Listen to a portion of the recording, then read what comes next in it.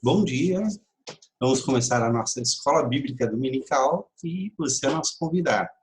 E vamos começar com a palavra de Deus aberta em Apocalipse capítulo 7.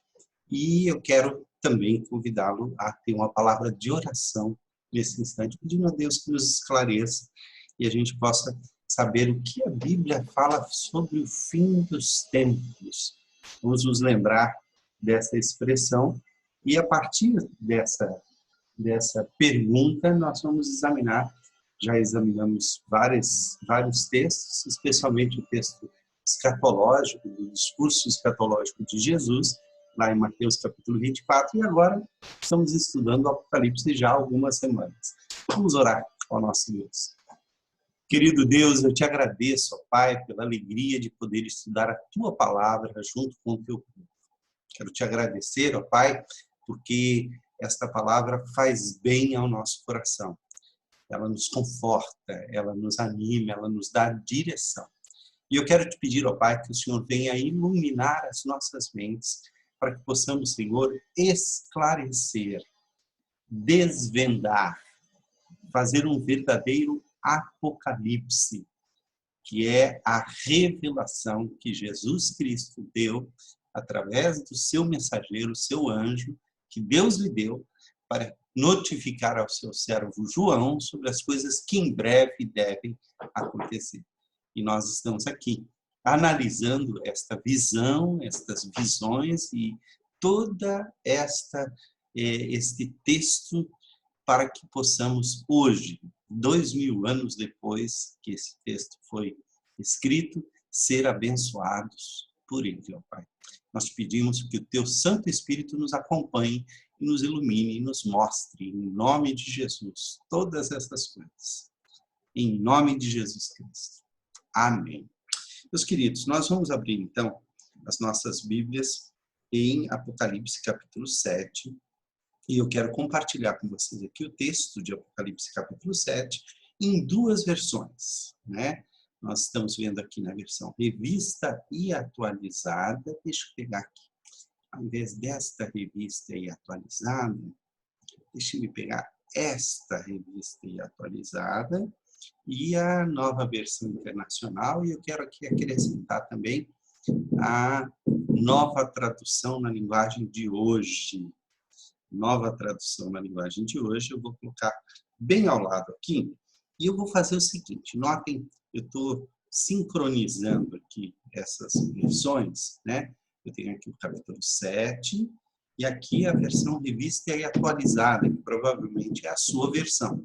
E à medida em que nós vamos lendo, nós vamos pegar e vamos ler na nova tradução na linguagem de hoje, que essa tradução ela nos esclarece algumas coisas, e qualquer coisa a gente vem para cá e a gente pode, inclusive, deixe-me ver aqui as palavras correspondentes em todos os recursos apropriados. Ok, tá aqui. Então, vamos lá. Depois disso, vi nos 4 cantos do mundo 4 anjos em pé. Depois nós vamos ver o que é que ele viu antes. Nós estamos aqui na visão do trono de Deus.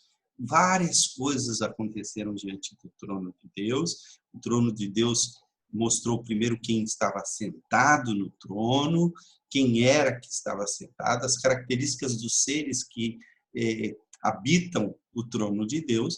Vimos um livro que não poderia ser aberto, que estava selado com 7 selos e não foi achado ninguém digno de abrir esse livro, nem no céu, ninguém, nem no céu, nem na terra, nem debaixo da terra, que nenhum ser dentro deste universo que é estabelecido aqui no Apocalipse como o ambiente no qual as coisas acontecem, nenhum ser no universo foi achado digno de abrir o livro e João chorava por causa disso.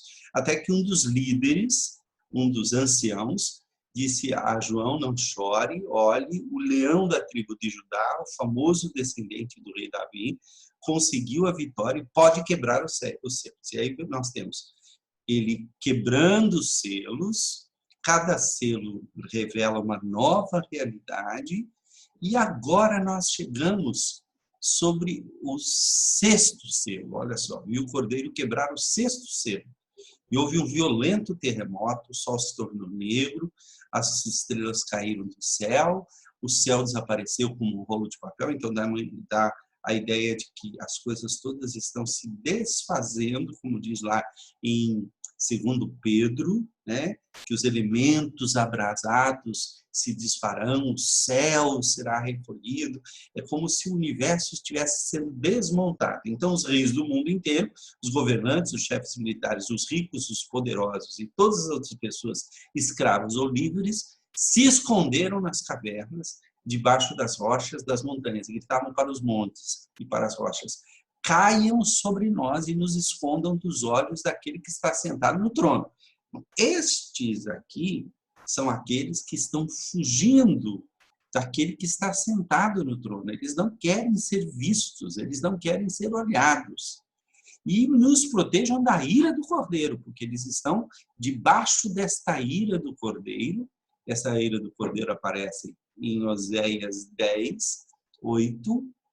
E os altos de Aven, pecado de Israel, serão destruídos, espinheiros e abrolhos crescerão sobre os seus altares, e até aos montes se dirá: cobri-nos, e aos outeiros: caí sobre nós.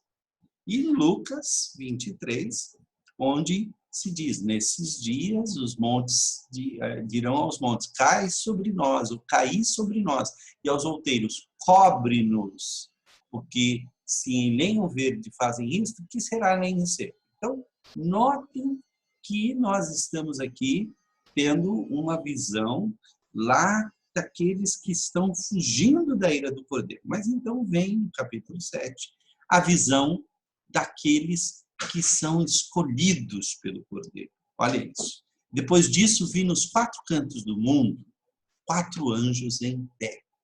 4 cantos do mundo significa de todos os lugares da terra. Eles estavam segurando os 4 ventos da terra, a fim de que nenhum vento soprasse sobre ela, nem sobre o mar, nem sobre árvore alguma. Isso também, olha só, como o Apocalipse está cheio de referências, né? Ó, trarei sobre Elão os 4 ventos dos 4 ângulos do céu e os espalharei na direção de todos esses ventos. Está dizendo aqui de que os povos de Israel seriam espalhados aos 4 cantos da terra. E não haverá país onde não venham os fugitivos de Elão. Aqui Elão seria os elamitas, o povo que estava oprimindo o povo de Israel. Daniel 7 disse: eu estava olhando durante a minha visão da noite, e eis que os 4 ventos do céu agitavam o mar grande. Zacarias 6, e respondeu-me o anjo: são os 4 ventos do céu que saem de onde estavam perante o Senhor de toda a terra. Então, notem que nos profetas estes ventos estão, de certa forma, a serviço de ventar sobre a terra e produzir uma ação. Mas parece que no Apocalipse esses 4 ventos estão seguros. Eles não... Olha, os anjos estão segurando os 4 ventos. Ainda não é a hora. Por quê? Então vi um outro anjo que subia do lado leste e que tinha na mão o sinete do Deus vivo. Sinete aqui, a palavra sinete, é um rolo pequeno, é uma medalha ou anel gravado em alto relieve, é uma espécie de carimbo usado para marcar coisas com o nome do dono ou para carimbar documentos oficiais. Lembram que o livro estava selado e, portanto, ninguém podia abrir? Pois bem, este anjo vai selar alguma coisa, vai reservar alguma coisa, vai colocar o caráter do dono. A palavra caráter significa a impressão do dono. Em quem ele vai colocar esse sinete? Para que ele vai usar? Diz aqui, a palavra é: não danifiqueis, até selarmos na fronte os servos do nosso Deus. Então, notem que antes da marca da besta, que aparece lá na frente, num outro capítulo, nós temos aqui uma marca mais forte e anterior. Ao anjo disse: não façam estragos na terra. Vamos lá. É isso mesmo. nem no mar, nem nas árvores, até que marquemos com o sinete, até que selemos a testa dos servos do nosso Deus. Deus vai colocar uma marca nos seus servos, e esta marca, conforme Ezequiel, olha só, passa pelo meio da cidade, pelo meio de Jerusalém, e marca com sinal a testa dos homens que suspiram e gemem por causa de todas as abominações que se cometem no meio dela. Então, todos aqueles que não estão satisfeitos com este presente século estão marcados porque eles se entregaram ao Senhor aqui. E foi-lhes dito que não causasse dano e tal, é o mesmo versículo agora, só que um pouquinho lá na frente. Agora, o que se percebe aqui é o seguinte, que Deus está colocando uma marca. Isso significa que o caráter de Deus está sendo impresso na fronte, na testa, no centro de comando das pessoas. Eles pertenciam a todas as tribos do povo de Israel. 12.000 de cada tribo. De Judá, de Ruben, Gade, Azer, Naftali, Manassés, Simeão, Levi, Issacar, Zebulon, José e Benjamim. Interessante que nessa relação aqui faltam algumas tribos, por exemplo, Manassés e Efraim. Efraim não aparece aqui, mas Efraim aparece na tribo de José. É uma lista de tribos que acaba, de certa forma, deixando de lado 2. Eu acho que é Ruben, deixa eu ver, Simeão, Levi estão aqui, Judá está aqui. Bom, falta um aí. Por quê? Porque foi acrescentado de José, e quando se acrescenta de José, Manassés e Efraim são tirados, porque Manassés e Efraim são filhos de José. Então, quando falta uma tribo aqui, deixa eu ver qual é a tribo, eu não consegui descobrir qual é a tribo que está faltando, mas é apenas um número simbólico. Ao final, essas 12 tribos, né, esses 12.000 de cada tribo, 12.000 mais 12 vezes 12.000, dá 144.000. Mas antes, olha só, da parte de Deus e do anjo, Deus sabe exatamente quem ele marcou. Ele marcou 12.000 de cada tribo. Mas depois disso, quando ele olha para ver os marcados, viu uma multidão tão grande que ninguém podia contar. Então, isso aqui é uma coisa muito interessante que eu quero que você preste atenção bem rapidamente. Olha só, os 144.000, quando olharmos do ponto de vista de Deus, Deus sabe quem são e todos estão contados. Mas quando olhar do ponto de vista de João, João não consegue contar. Ele olha uma grande multidão que ninguém podia enumerar. O que isso significa? Significa que os eleitos de Deus, os escolhidos de Deus, são conhecidos de Deus um por um, nome a nome. Mas nós, seres humanos, não temos como divisá-los dos outros. Nós sabemos que é uma grande multidão inumerável. Então, isso é muito importante para você poder entender essa questão da numerologia no Apocalipse. Depois disso, olhei e vi uma grande multidão, uma multidão tão grande que ninguém podia contar. Ninguém, só Deus. Eram de todas as nações, tribos, raças e línguas. Notem, aqui parece que era só das tribos de Judá, de Israel. Aqui se diz que são de todas as tribos, nações, raças e línguas. Mas alguns, então, por causa disso, alguns dizem que esta é uma multidão de 144.000 e aqui é uma outra multidão. Nós vamos ver que, na verdade, é a mesma multidão. Estavam de pé diante do trono e do cordeiro, vestidos de roupas brancas, e tinham folhas de palmeiras nas mãos, e gritavam bem alto: do nosso Deus que está sentado no trono e do cordeiro, vem a nossa salvação. Todos os anjos estavam em pé em volta do trono, dos líderes e dos 4 seres viventes, que eram os habitantes ao redor do trono. Então eles se jogaram diante do trono, encostaram o rosto no chão e adoraram a Deus, dizendo amém. Ao nosso Deus pertencem todos sempre o louvor, a glória, a sabedoria, a gratidão, a honra, o poder e a força. Amém. Um dos líderes me perguntou: quem são estes que estão vestidos de branco? De onde foi que vieram? Eu não sei. O Senhor sabe, respondi. Ele me disse, está falando com João, né? Ele me disse, esses são os que atravessaram sãos e salvos a grande tribulação, a grande perseguição. São as pessoas que lavaram as suas roupas no sangue do Cordeiro e elas ficaram brancos. E é por isso que essas pessoas estão de pé diante do trono de Deus e o servem de dia e de noite no seu templo. O templo aqui é o templo que foi construído por Deus, é o povo de Deus, é a igreja. E aquele que está sentado no trono as protegerá com a sua presença. Eles nunca mais terão fome nem sede, nem o sol, nem qualquer outro calor forte os castigará. Olha aqui, ó, Isaías 49, 10, diz assim, não terão fome nem sede, a calma nem o sol os afligirá, porque o que deles se compadece os guiará e os conduzirá aos mananciais das águas. Notem que a mesma coisa que é dita do Antigo Testamento, também é dito aqui a todos os cristãos. Aqui está ampliado. São aqueles que são conduzidos, como no Salmo 23 diz, eles levam-me às águas de descanso. Quem são esses? Todos aqueles que dizem, o Senhor é o meu pastor e nada me faltará. Pois o Cordeiro que está no meio do trono será o pastor destas pessoas e as guiará para as fontes da água da vida. Salmo 23.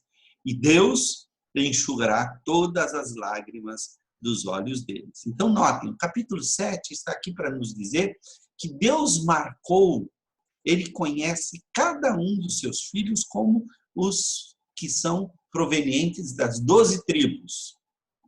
Vamos lembrar que Tiago, por exemplo, quando escreve a carta geral às igrejas, ele diz assim, as 12 tribos da dispersão. Ele está escrevendo para cristãos.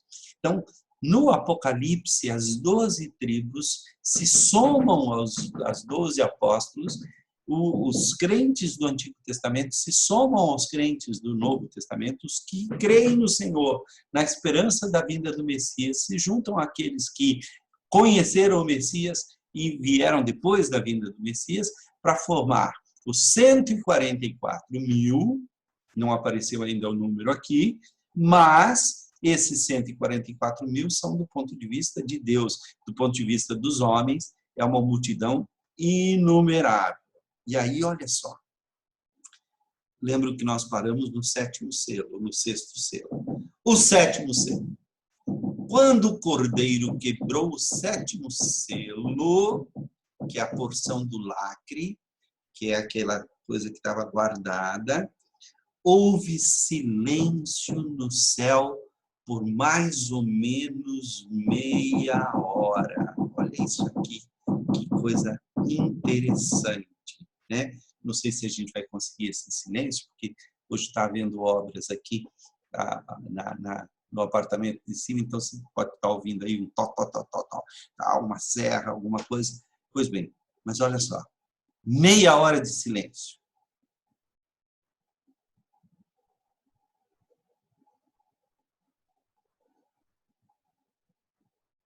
Gente, eu fiquei em silêncio 10 segundos. Você não ficou apreensivo? Você não ficou? Pastor, travou. O que houve? O que aconteceu? Se você está telefonando para uma pessoa e a pessoa fica em silêncio, você está falando, você fala assim, alô? Alô? Você está aí? Por quê? Porque o silêncio cria expectativa. O silêncio faz com que a gente... Eu já dei aula, né? Quando a gente dá aula, é muito interessante, porque se a classe começa a fazer muita bagunça, a tendência do professor é dizer, gente, vamos lá, silêncio, não sei o quê. O professor grita, os alunos gritam mais, chega uma hora que ninguém aguenta. Eu uso uma técnica diferente, eu fico em silêncio, eu fico parado. Então, vou para o quadro, começo a escrever alguma coisa, e eu percebo que vai silenciando, que as pessoas começam a ver o que ele está escrevendo no quadro. Peraí, é importante, é importante. O silêncio vem naturalmente. Você escuta os próprios alunos dizendo, professor, o que houve? O que aconteceu? O silêncio cria expectativa. Houve silêncio no céu por mais ou menos meia hora. João deve ter ficado atônito, olhando de um lado para o outro. Então, depois desse silêncio, eu vi os 7 anjos que estavam de pé diante de Deus. E eles receberam 7 trombetas. O outro anjo veio com um vaso de ouro no qual se queima incenso. Esse vaso de ouro se chama hoje em dia de turíbulo. A Igreja Católica usa muito, ela coloca ali, ela coloca uma brasa e joga o incenso, porque a brasa queima o incenso e aquilo começa a esfomear e o padre vai passando pelo da congregação e vai jogando incenso para todo lado, né? Olha só, aqui na versão revista atualizada, veio outro anjo e ficou de pé junto ao altar com um incensário de ouro e foi-lhe dado muito incenso para oferecê-lo com as orações de todos os santos sobre o altar de ouro que se acha diante do trono. Então, olha só, todas as nossas orações estão guardadas na mão de Deus e ele agora coloca dentro do turíbulo, dentro do incensário, e pega a brasa do altar, que é uma brasa santa, é a mesma brasa que purificou os lábios de Isaías, em Isaías capítulo 6. Ele pega esta brasa e ele joga no incenso, e aquilo, o cheiro do incenso se oferece a Deus, olha só. E da mão do anjo subiu à presença de Deus a fumaça do incenso, com as orações dos santos. Mas quando isso vai acontecer? Isso está acontecendo o tempo todo. O anjo de Deus está pegando as nossas orações, juntando com a santidade de Deus, que é a brasa do altar. A brasa do altar queima aquilo das nossas orações, que não é o que Deus quer, que é palha, mas o que é consistente, o que realmente agrada a Deus, por causa do cheiro, isso chega à presença de Deus e as nossas orações são purificadas. É por isso que nem todas as nossas orações são atendidas, mas todas são ouvidas. Nem todas as nossas orações recebem um sim de Deus, porque muitas vezes nós não sabemos orar como convém, como diz a palavra de Deus. E aí, quando essas orações chegam na presença de Deus, elas chegam purificadas pela brasa do altar. Olha só, o anjo tomou um incensário, encheu-o do fogo, o fogo é usado para purificar, do altar, e o atirou à terra. Ué, por que ele atirou à terra? São as respostas. Olha aqui, Ezequiel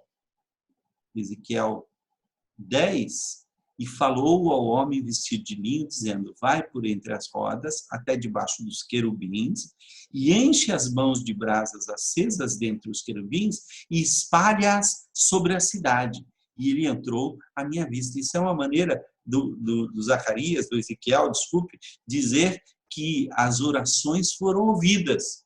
E qual é o resultado? Houve trovões, esses trovões aparecem em vários lugares na Bíblia, em geral, são ligados à ação de Deus. Lá no Monte Sinai, houve trovões, vozes, relâmpagos e terremoto. Isso é o resultado da oração. Lembram-se que em Atos, quando a igreja orou, pedindo que Deus abrisse as portas e tal, tremeu o lugar onde eles estavam?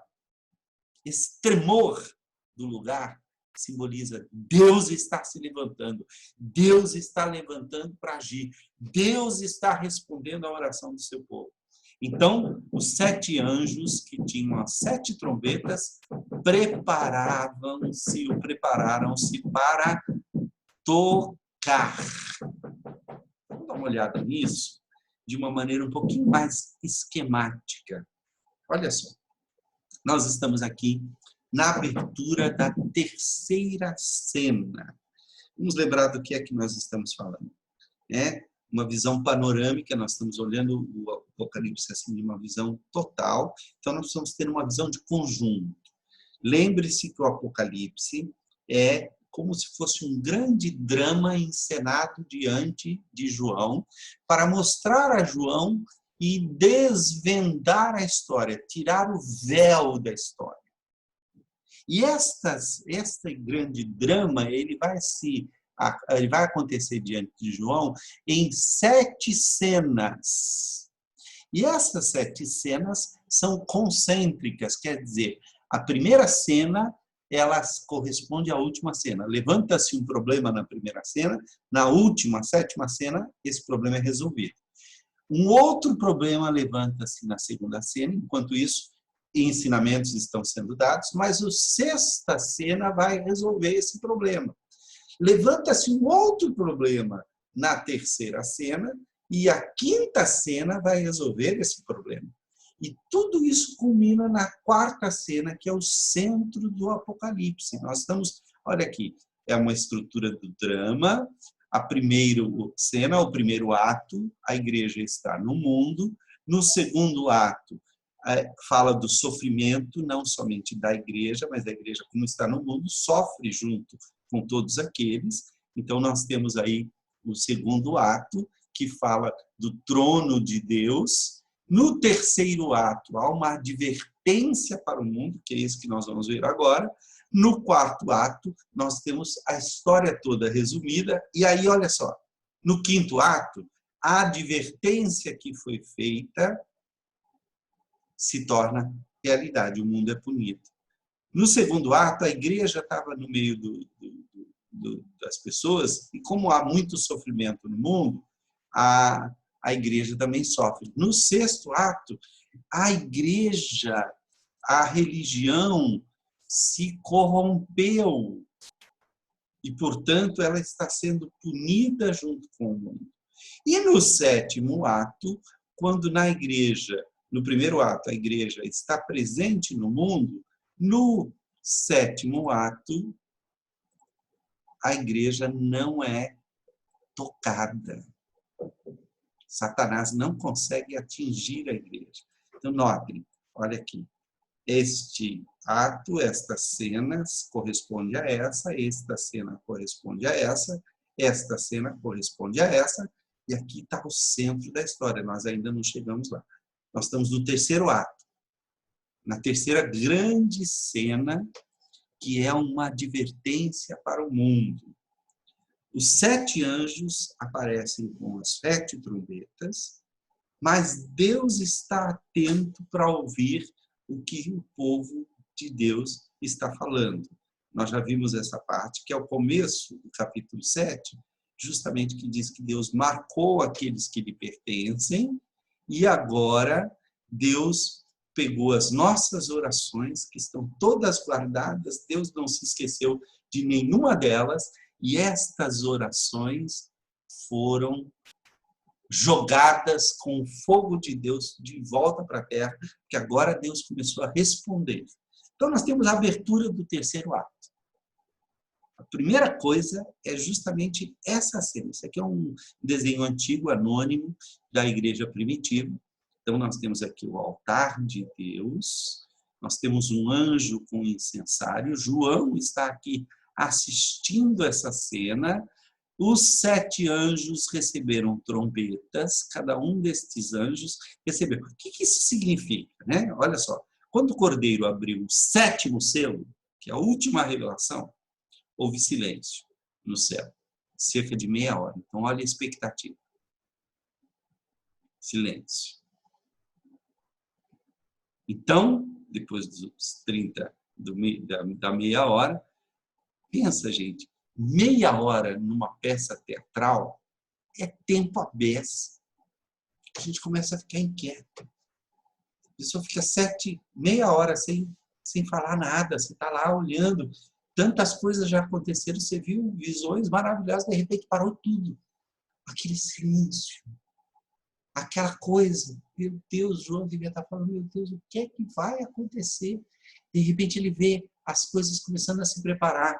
Os 7 anjos que estavam na presença de Deus recebem 7 trombetas e um anjo aparece diante do altar de Deus, pega o incenso, joga dentro do incensário, aquilo começa a sair fumaça, com aquele cheiro agradável, agradando a Deus e aos homens, e ele então, ao colocar a brasa viva, Deus diz assim, joga para a terra, e ele joga aquilo em direção, lembra que João abriu uma janela no céu, ele está lá no céu, e o anjo joga lá de cima, quando ele vê aquilo caindo na terra, aquilo começa a trovejar, relampejar, vozes, relâmpagos, luzes, trovões. Deus começou a agir. Deus marcou os seus eleitos, Deus está no controle do universo, Deus está no meio da igreja, e agora nós vamos ver a ação de Deus. E a primeira ação de Deus é que as nossas orações são apresentadas diante dele. Viu outro anjo e ficou de pé junto ao altar com um incensário de ouro. E foi-lhe dado muito incenso para oferecê-lo com as orações de todos os santos sobre o altar de ouro que se acha diante do trono. E da mão do anjo subiu à presença de Deus a fumaça do incenso com as orações dos santos. Quando no Antigo Testamento fazia-se o sacrifício, pegava-se o incenso, jogava-se sobre o sacrifício, e ao jogar a brasa do altar, aquilo fazia uma fumaça cheirosa, misturando o cheiro da carne sendo assada, juntamente com o cheiro do incenso. A Bíblia diz, em vários lugares, que Deus aspirava aquele cheiro e ficava feliz. Ele ouviu as orações. Não somente ele ouviu, mas ele atendeu as orações que foram feitas de acordo com a sua vontade. E aí? Aí o anjo tomou o incensário, encheu do fogo do altar e o atirou à terra. Então, note, Deus ouviu, Deus atendeu, Deus deu a permissão e agora fala, agora joga de volta, mas com minha brasa, com a minha santidade. E houve trovões, vozes, relâmpagos e terremoto. Então, os 7 anjos que tinham as 7 trombetas prepararam-se para tocar. Então, olha só, antes de tocar as trombetas, Deus ouviu as nossas orações e agora as respostas virão. E estas respostas virão junto com o tocar da trombeta. 7 trombetas na mão de 7 anjos. O que isso significa? Bom, vamos pegar para aqui. O que é trombeta? Trombeta é um instrumento usado para grandes festividades, para avisar, para dar o toque, para dar o comando, né? É como se, ao tocar a trombeta, alguma coisa tem que acontecer. Quando se toca a trombeta lá em Roma, todo mundo se levanta porque o general vai entrar. E ele vai entrar triunfante, trazendo os cativos, trazendo o resultado do seu trabalho. E os anjos? Anjo é uma palavra em grego, angelos, que significa mensageiro. Então, notem, são mensageiros que estão dando avisos. Para quem são esses avisos? São para o mundo e para o povo de Deus. Anjo significa mensageiro. E a trombeta é usada para chamar atenção, festividade, aviso oficial, advertência. Você está na sua casa, de repente, ouve uma trombeta lá fora, o que está vendo? Vai lá para fora para ver. Aí você vê lá o Querix, que é o responsável de trazer as ordens do imperador, com um rolo na mão, e todo mundo vem e se cerca ao redor dele, porque ele tocou a trombeta, e a trombeta chama as pessoas. É como a igreja é chamada através da trombeta. Então, quando se tocam as trombetas, cada trombeta significa um aviso, cada toque de trombeta. Agora, uma coisa interessante sobre essas trombetas, preste atenção, não é que a trombeta foi tocada assim, primeiro veio e tocou, aí parou. Aí vem outro anjo e não. O primeiro anjo toca a trombeta, mas ele continua tocando. Aí vem a outra. E as duas estão tocando. Quando vem a terceira, chega uma hora que ninguém pode deixar de ouvir, porque 6, 5, 4, né? Ao contrário disso, né? 4, 5, 6 trombetas estão tocando, não tem gente que fique parado. Todo mundo levanta e fala, o que está acontecendo? Tocou a primeira, pode não ser uma grande coisa. A segunda, meu Deus, tem alguma coisa acontecendo. Terceira, peraí, 7. Então, notem, é uma advertência, é uma mensagem que não pode deixar de ser ouvida. né? Quem são esses anjos que tocam as trombetas? Bom, é o Deus avisando o seu povo através dos seus mensageiros. Lembre-se que os anjos nem sempre são visíveis. Muitas vezes Deus está avisando através de outras coisas. E é isso que nós vamos ver agora. Olha só. A primeira trombeta é tocada e o que acontece? No capítulo 8, versículo 7, e aí eu quero convidar você a abrir o Apocalipse, capítulo 8, versículo 7. Apocalipse, capítulo 8, versículo 7, diz assim: o primeiro anjo tocou a trombeta e houve saraiva e fogo de mistura com sangue e foram atirados à terra. Então, foi queimada a terça parte da terra e das árvores e também toda a árvore verde, toda a erva verde. Notem, a primeira trombeta causa dano a 1/3 das árvores, da terra e da natureza. Imagina, 1/3. A segunda trombeta, o mar é atacado. Versículos 8 e 9. O segundo anjo tomou a trombeta e como que uma grande montanha ardendo em chamas foi atirada ao mar, cuja terça parte se tornou em sangue. Olha, lembra lá do Egito? Por que a água se tornou em sangue? Para avisar o Egito de que o castigo de Deus estava vindo. Mas aquilo durou pouco. Deus retirou. Durante algum tempo, houve sangue. O mar se tornar em sangue significa que o mar está estragado, mas não foi todo estragado. A terça parte. E morreu a terça parte da criação que tinha vida existente no mar. E foi destruída a terça parte das embarcações. O terceiro anjo tocou a trombeta e caiu do céu sobre a terça parte dos rios e sobre as fontes das águas uma grande estrela ardendo como tocha. O nome da estrela é absinto. Absinto é amargor, amargura. E a terça parte das águas se tornou em absinto. E muitos dos homens morreram por causa dessas águas, porque se tornaram amargosas. Olha só, gente, presta atenção. Na primeira, a segunda e a terceira trombeta, nós vemos a natureza sendo destruída parcialmente, começando pelas ervas, pelo mar e pelos rios e pelas águas e fontes das águas. São coisas essenciais à existência humana. Deixa eu fazer uma pergunta para você. A natureza tem sido destruída nesses últimos 2000 anos?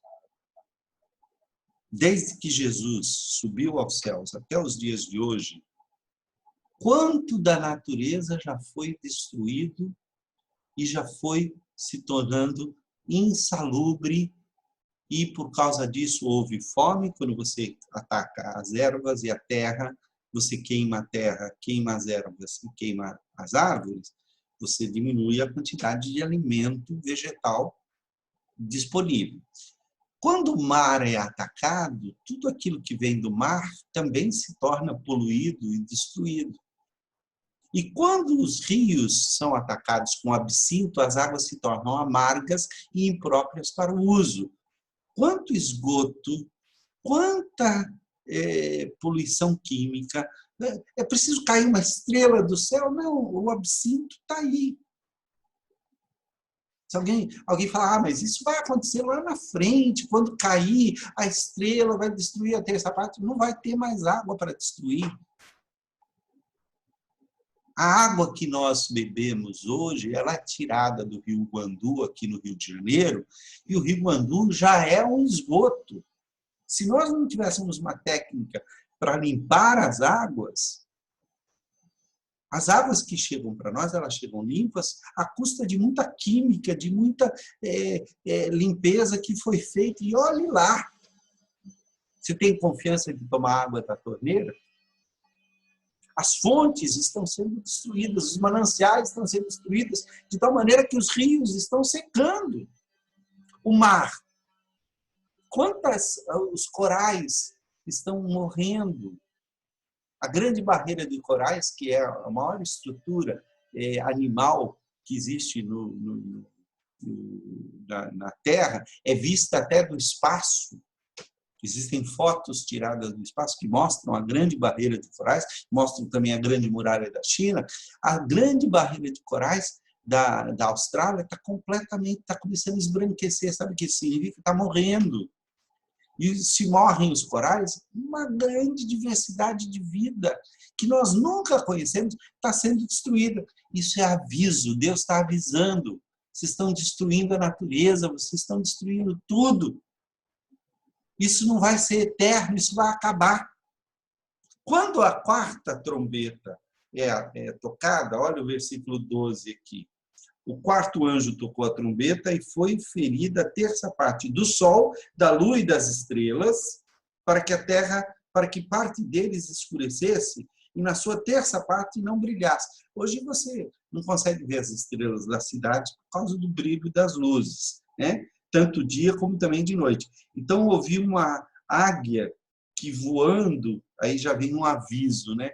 Agora, notem, a camada de ozônio estava sendo destruída com a pandemia. Eu recebi a notícia esses dias, estava vendo que o maior buraco na camada de ozônio, que estava, de certa forma, permitindo com que os raios ultravioletas atingissem os seres humanos com muito mais força, causando muito mais câncer de pele e causando muito mais mutações.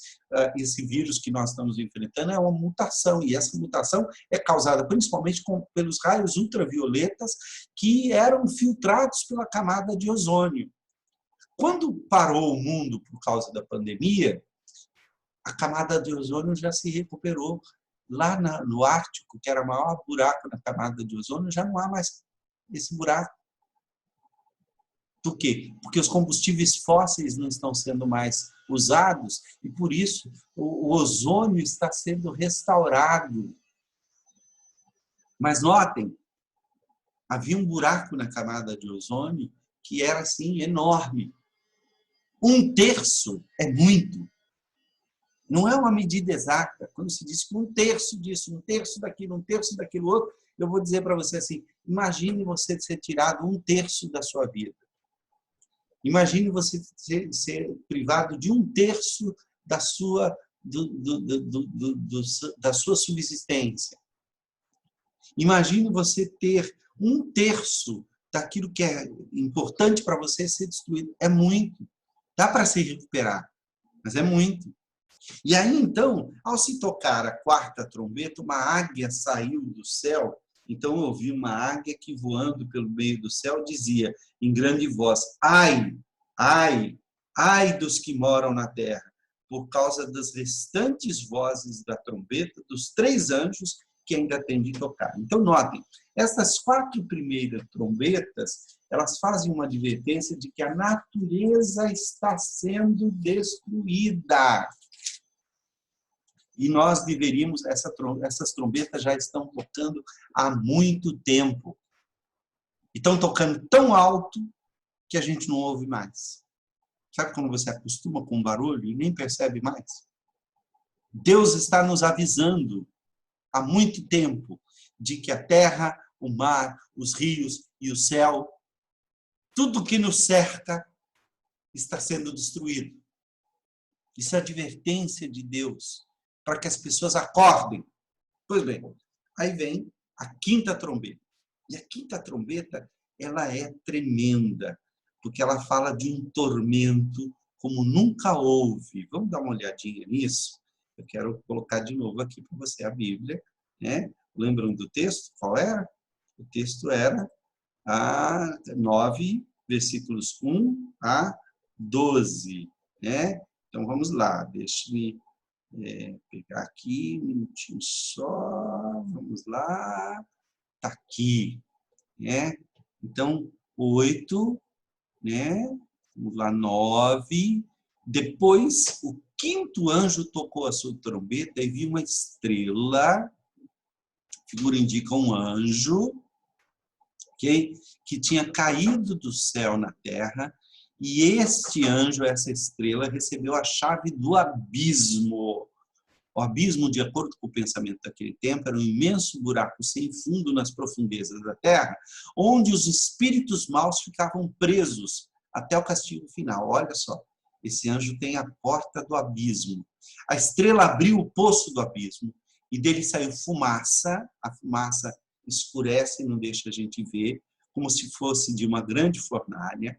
E o sol e o ar escureceram com a fumaça que saía do abismo. Então, notem, do inferno, do lugar onde os anjos maus estão presos, surge uma fumaça que vai, olha lá, como Sodoma e Gomorra, e para toda a terra, e viu que a terra subia fumaça como fumarada de uma fornalha. Então, notem, o pecado de Sodoma e Gomorra obscurecia o céu de tal forma que as pessoas não viam. Gente, o pecado não tem obscurecido a visão das coisas? De dentro da fumaça saíram gafanhotos. Meu Deus, é uma praga. Que desceram sobre a terra e receberam o mesmo poder que os escorpiões têm. Misericórdia. Você imagina, gafanhoto, naquela quantidade, receber o mesmo poder de escorpiões? É uma tragédia. Olha aqui, né? Êxodo 10 fala da praga dos gafanhotos. Os escorpiões aqui são animais pequeninos da família das aranhas, né? Que tem um ferrão venenoso. A sua picada é dolorosa e pode causar a morte, mas nem sempre os escorpiões causam a morte. Eles causam muita dor. Foi dito aos gafanhotos que não fizessem estragos nas ervas, nem nas árvores, nem em qualquer outra planta. Então, esses gafanhotos não são para destruir a natureza. A natureza já foi avisada lá. Somente poderiam ferir as pessoas que não tivessem a marca do sinete de Deus na testa. Então, notem bem, esses gafanhotos têm o poder de fazer o mal, mas a quem não tem a marca de Cristo. Quem não tem a marca de Cristo, que é a presença do Espírito Santo, porque não entregou sua vida a Jesus, este vai ser atingido por esses gafanhotos. Está lá em Ezequiel 9:4 e também no Apocalipse 7:3. Os gafanhotos não tiveram permissão para matar essas pessoas. Eles podiam apenas torturá-las durante 5 meses. Interessante, né? Por que 5 meses? Eu não sei. Mas eu não queria ser torturado por 5 meses. 5 meses parece pouco para quem não está passando pela tortura. Agora, quem está sendo torturado, 5 meses parece uma eternidade. A impressão que eu tenho é como se os demônios tivessem o poder de atormentar as pessoas e causar-lhes dores como dores de escorpiões. Por quê? Essas pessoas não têm a marca de Cristo. E quem tem a marca de Cristo? Não foi permitido a esses escorpiões, a esses demônios. Vocês vão ver que esses demônios têm uma característica muito interessante. Esses demônios não podem atingir os cristãos. Quem tem a marca de Cristo não é atingido por esses demônios. Olha só. A dor que causavam nessa tortura era como a dor da picada de um escorpião. Naqueles 5 meses, as pessoas procurarão a morte, mas não a encontrarão. Vão querer morrer, mas a morte fugirá delas. Então, note, nem lhes é permitido morrer. Jó pediu a morte. Deus disse não. Jeremias 8, aqui, eu acho que Jeremias também pede a morte. Escolherão, aqui ele está falando que escolherão antes a morte do que a vida todos os que restarem desta raça malvada que ficaram nos lugares para onde os dispersei, diz o Senhor dos Exércitos. Agora, olha o que acontece. Os gafanhotos pareciam cavalos prontos para a batalha. Então, eles não são brincadeira, não. Você já viu cavalos prontos para a batalha? Na cabeça tinha uma coisa parecida com uma coroa de ouro. Então, eles aparentam autoridade. A cara deles era como o rosto de um ser humano. Meu Deus, como é que eu vou distinguir um homem de um escorpião se ele tem o rosto de um ser humano? Os seus cabelos eram como cabelos de mulher. Como assim? O que significa cabelo de mulher? Significa sedução. São seres monstruosos, capazes de causar dor, que parecem com seres humanos, são como cavalos prontos para a batalha, estão prontos para atacar, mas são sedutores. Gente, se a gente pegar Quanta gente, quantas pessoas com essas características existem hoje? Existem verdadeiros monstros capazes de seduzir multidões. Hitler, Mussolini. Ele não obrigou as pessoas a o seguirem, ele os conquistou.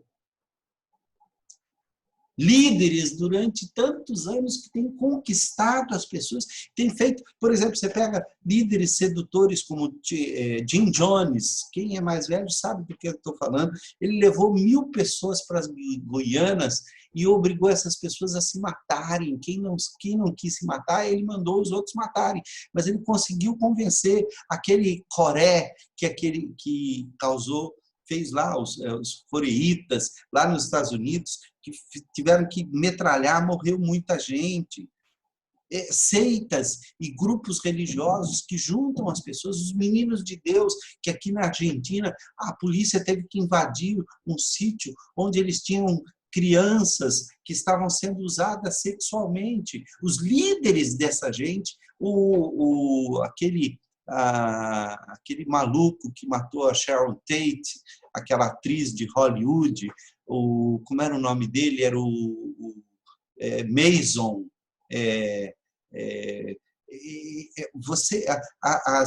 As discípulas dele estão presas até hoje. Outro dia eu vi uma reportagem. Até hoje elas acham que ele é Jesus Cristo. São sedutores. Cabelo de mulher significa sedução. Olha aqui. Os seus cabelos eram cabelos de mulheres e os dentes como dentes de leão. Brinca com o leão. As suas couraças eram parecidas com couraças de fogo, ferro. E o barulho das suas asas era como o barulho de carros, né, puxados por muitos cavalos quando correm para a batalha. Gente, é um ataque avassalador. Os gafanhotos tinham rabos e ferrões como os escorpiões e era com os rabos que tinham o poder de ferir as pessoas por 5 meses. Eles tinham um rei que os governava, que era o anjo que toma conta do abismo. O seu nome em hebraico é Abaddon, que significa destruidor, e em grego é Apolião. Isso quer dizer o destruidor. Ele veio para matar, roubar e destruir. E aí ele diz, o primeiro ai já passou. Depois disso, 2 outros ais devem seguir ainda. Então o sexto anjo tocou a sua trombeta e ouviu uma voz que vinha dos 4 cantos do altar de ouro que está diante de Deus. E ao sexto anjo que tinha nas mãos da trombeta, a voz disse, solte os 4 anjos que estão amarrados perto do grande rio Eufrates. Isso aqui é difícil de interpretar, gente, né? 4 anjos. Aqui seria o equivalente ao Império Romano, né? A fronteira leste. Os 4 anjos foram soltos. Eles estavam preparados para essa hora, dia, mês e ano, a fim de matar a 1/3 parte da humanidade. Isso pode significar muitas guerras, muitas coisas. Eu fico aqui sem saber. E me foi dito que os soldados a cavalo eram 200 milhões. É uma batalha grandiosa. Na minha visão, vi os cavalos e os seus cavaleiros. Os cavaleiros tinham no peito couraças vermelhas como fogo, azuis como safira e amarelas como enxofre. A cabeça dos cavalos era como do leão, e da boca deles saía fogo, fumaça e enxofre. A 1/3 parte da humanidade foi morta por essas 3 pragas: o fogo, a fumaça e o enxofre que saíam da boca dos cavalos. Gente, quanta gente já morreu em lutas, batalhas?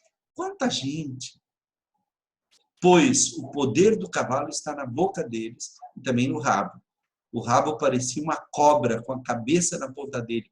E com ele os cavalos feriam o povo. O resto da humanidade, isto é, todos os que não tinham sido mortos por essas pragas, não abandonou aquilo que eles haviam feito com as suas próprias mãos. Quer dizer, não se arrependeram dos seus pecados, os ídolos que eles adoravam. Eles não pararam de adorar os demônios e os ídolos de ouro, de prata, de bronze e de pedra e de madeira que não podem ver, nem ouvir, nem andar. Também não se arrependeram dos seus crimes de morte, nem das suas feitiçarias, nem da sua imoralidade sexual, nem dos seus roubos. Então, note que, apesar de toda essa destruição, apesar de toda essa morte, apesar desses avisos, dessas trombetas estarem sendo tocadas, os que não creem em Deus não se arrependem. E aí, olha só. Então, vi outro anjo forte, que estava descendo do céu. A sua roupa era uma nuvem e ele tinha um arco-íris na cabeça. Então lembra a promessa de Deus de que não iria destruir a natureza. O arco-íris é essa promessa feita a Noé. O seu rosto era como o sol e as pernas como colunas de fogo. É um mensageiro poderoso. O anjo tinha um livrinho aberto na mão, quem sabe é o mesmo livro que revelou os segredos de Deus. Ele pôs o pé direito sobre o mar e o esquerdo sobre a terra. Então ele atingiu todas as regiões. E gritou com voz muito forte, que parecia o rugido de leões. Depois que gritou, os 7 trovões responderam com estrondo. Quer dizer, o anjo falou e Deus respondeu. No momento em que eles falaram, eu ia escrever, mas ouvi uma voz do céu que dizia: guarde em segredo o que os 7 trovões disseram. Não escreva nada, isso ainda é segredo. A gente não sabe o que foi dito. Depois o anjo que vinha em pé sobre o mar e sobre a terra, levantou a mão direita para o céu e fez um juramento em nome de Deus, que vive para todo sempre, que criou o céu, a terra, o mar e tudo que neles existe, e o juramento foi esse: não vai demorar mais. Quando o 7º anjo tocar a trombeta, Deus cumprirá o seu plano secreto que anunciou aos seus servos, os profetas.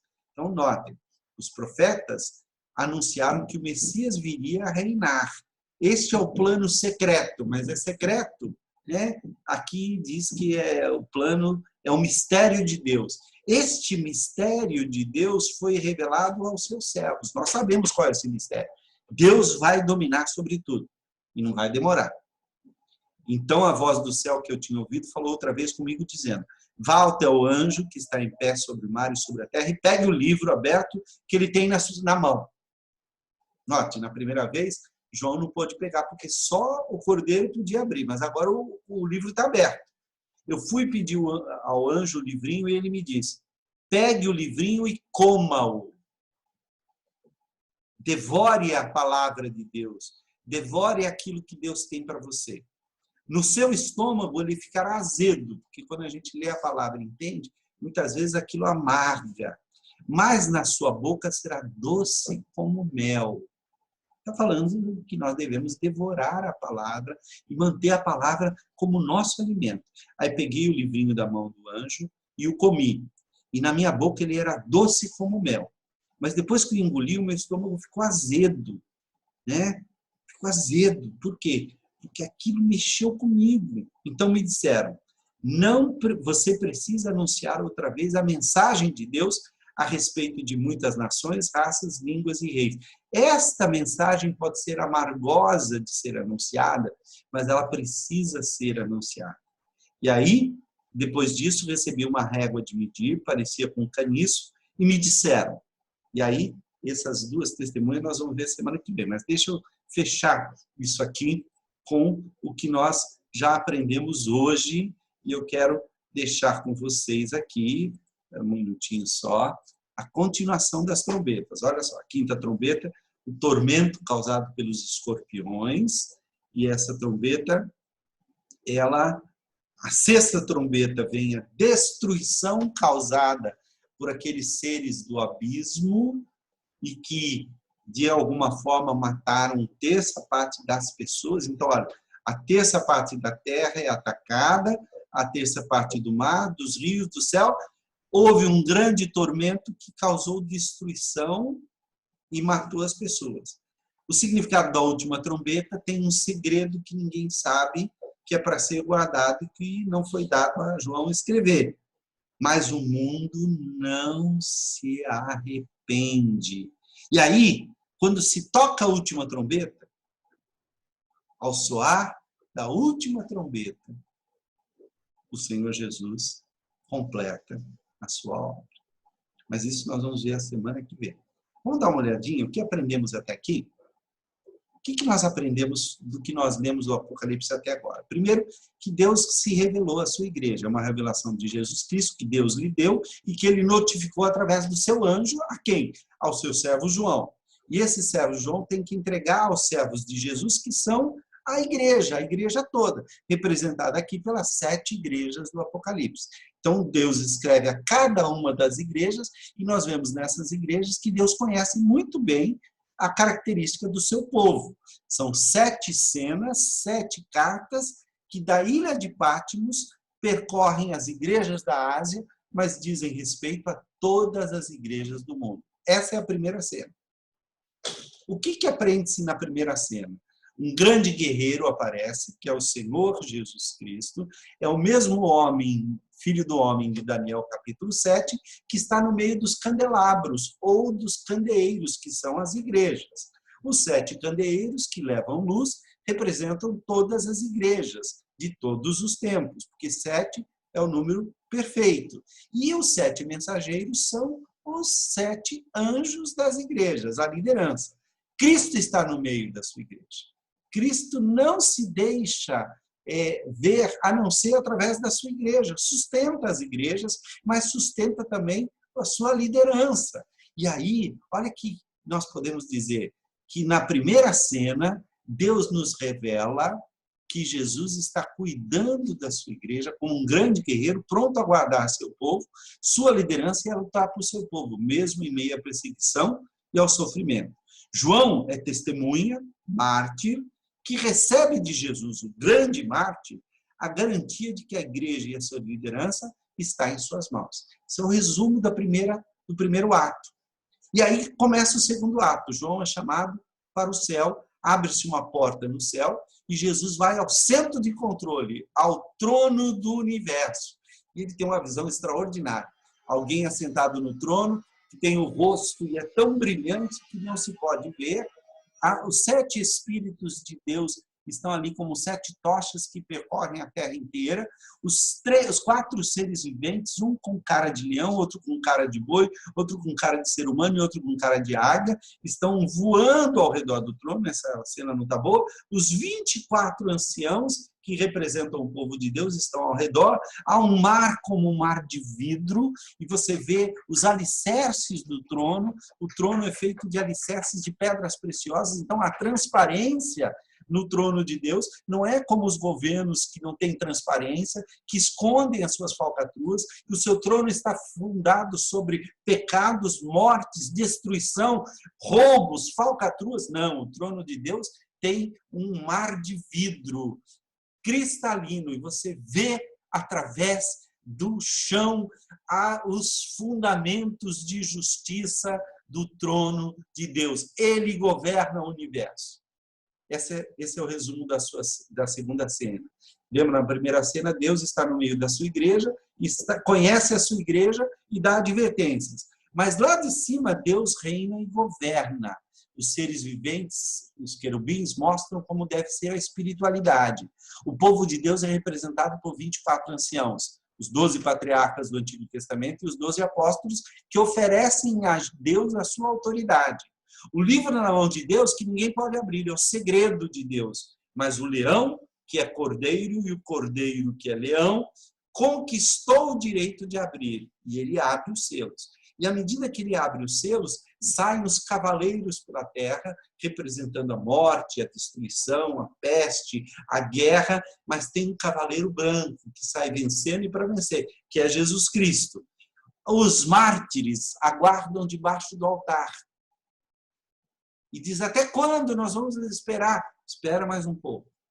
Mais um pouco. Deus vai fazer. No sexto selo, quando se abre o sexto selo, nós vimos hoje, os salvos são selados e contados, mas os outros são condenados. Então, nós temos uma visão dos condenados e dos glorificados. O que vai acontecer agora? Prepara-se a terceira cena. Então, temos aquela entrada em que o anjo vem com um incensário. Esse incensário é colocado diante do altar, as orações dos santos são ouvidas, Deus manda para a terra a resposta, e aí começam as advertências, que já estão tocando desde que Jesus subiu ao céu. As advertências dizem respeito às 7 trombetas. E a terceira cena começa com a abertura do 7º selo. Deus ouve a oração do seu povo, mas também adverte ao mundo, através do seu povo, mas através também da natureza. O resumo da terceira cena diz o seguinte: Deus atende o seu povo, Deus está ouvindo as nossas orações, mas ele adverte o mundo e manda as 7 trombetas, E aí, então, prepara-se a cena central, o centro da ação de Deus, uma mulher vestida de sol, com uma lua debaixo dos seus pés, uma coroa de 12 estrelas na cabeça, e um dragão com 7 cabeças vermelho, querendo devorar o filho da mulher quando ele nascesse. Isso vem logo a seguir, na semana que vem, nós vamos tratar desse assunto e vamos conversar um pouquinho mais sobre o Apocalipse. Se você quiser, entra na nossa lista aqui, essa lista que vai aparecer para você agora, com as outras lições do Apocalipse, para você poder completar esse estudo e assistir estas aulas que eu espero estejam abençoando a sua vida. Deus te abençoe e até domingo que vem, ou melhor, até daqui a pouco no nosso culto, onde nós iremos transmitir e falar da palavra de Deus. No culto da noite, às 10h30 da manhã, teremos nosso culto matutino, às 18h30, nosso culto vespertino. Domingo que vem, nós voltamos para a Escola Bíblica Dominical. Você é nosso convidado, convide outras pessoas, vamos trazer, encher a nossa sala de gente para ouvir sobre o Apocalipse. Passe para ela a primeira lição, para ela assistir, que eu garanto que ela vai querer assistir o resto. Tá bom? Deus abençoe sua vida e até daqui a pouco, se Deus assim nos permitir.